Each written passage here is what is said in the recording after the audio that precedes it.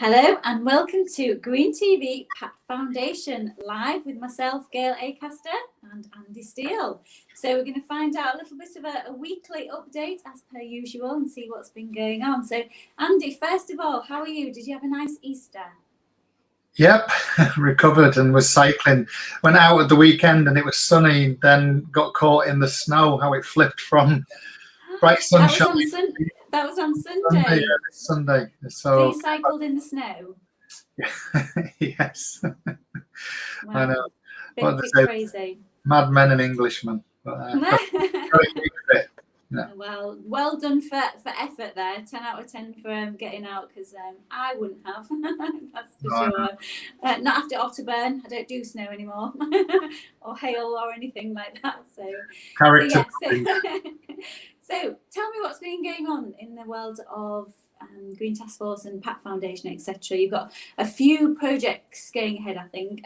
Firstly, tell me about the Queen's Tree Canopy project. Tell me a bit more about that. We've been talking to Colonel Dan Rex. Dan used to be, or was formerly the Queen's Equerry.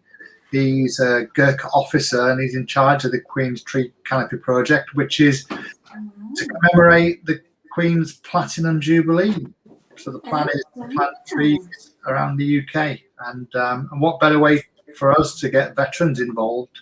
But I think the project will officially launch next month, and be obviously sad to hear about Prince Philip passing away. But I think this was put a positive element going forward. And the idea is that there's commemorative trees and woodlands created across the UK. So we're waiting to see how that will develop, and they'll launch it in May, but hopefully, well, tree planting will start in the next planting season and continue for 2 years. So hope some interesting collaborations, especially as Dan was interested to find out where we've got the Green Task Force in operation, so we can align our veterans with some of the projects that are coming online.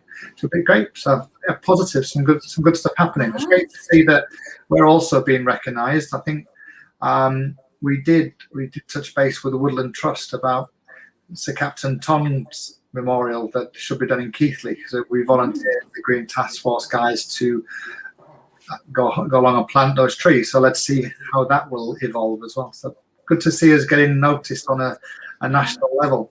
Absolutely, and look how far you've come already in such a short space of time. So that's massive that you're getting opportunities with our royals. So wow, that's pretty good. We've spoken about it before amongst the guys. Generally, you know, with rugby and being military, you tend to be, you know, forget 6 degrees of separation. You tend to find that you're 2 degrees of separation away, but. And I think beyond my wildest imagination that, you know, in 6 months we'd be 2 degrees of separation away from talking to the Queen, because Colonel Dan Rex is talking to her every 2 weeks about the project. So, you know, that's phenomenal. It's putting us on a big stage, hopefully. Yeah, absolutely. Oh, well, when you go see the Queen, I'll come along for the Teams games. But I mean, on top of that, we're looking at how we can expand, as well as a few discussions in this area about creating a tree nursery in Hull. And we've also had preliminary discussions about setting up the charity in Scotland, and also having another subsidiary. We've got Green Task Force Wales set up, which Paul Stakes and Paul Webb are leading the charge on that one. And we're looking to get set up north of the border, and some large opportunities over there, that not just reforestation, but we can work on multiple levels. So yeah, exciting times as always. Exactly. As we approach coming out of lockdown lift as of from today, so it'll make things a little bit more easy. Not that it's been a barrier for you, because you've still been active behind the scenes, but it'll make life a bit easier, I guess. So that's great news. Really exciting times. You've got another project as well, the Hull Community Diggers. Do you want to tell me a bit about what that involves? Yes. And I mean, that's actually quite apt, Gail. You mentioned coming out of lockdown. Hull Community Diggers is run by an ex-Navy veteran, Kevin Walsh.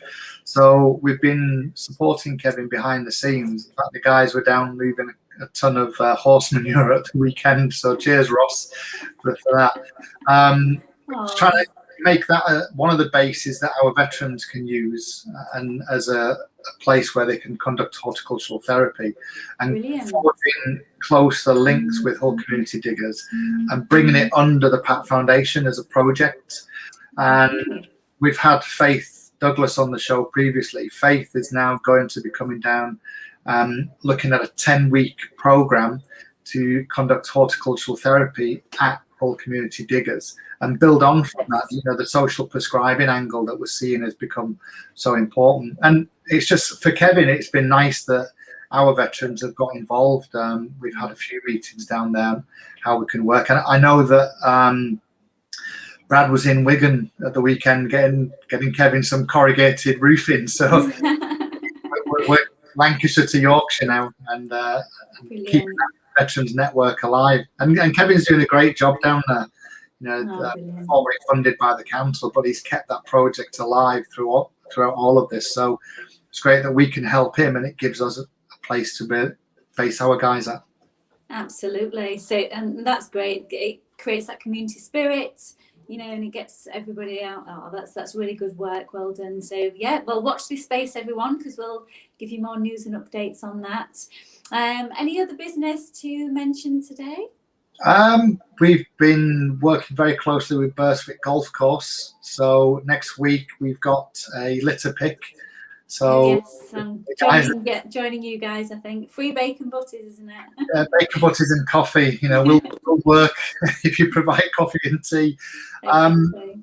I mean, outside of the paid employment we do with the Green Task Force, Pat does conduct things like this. So it's a good chance for a walk and a talk.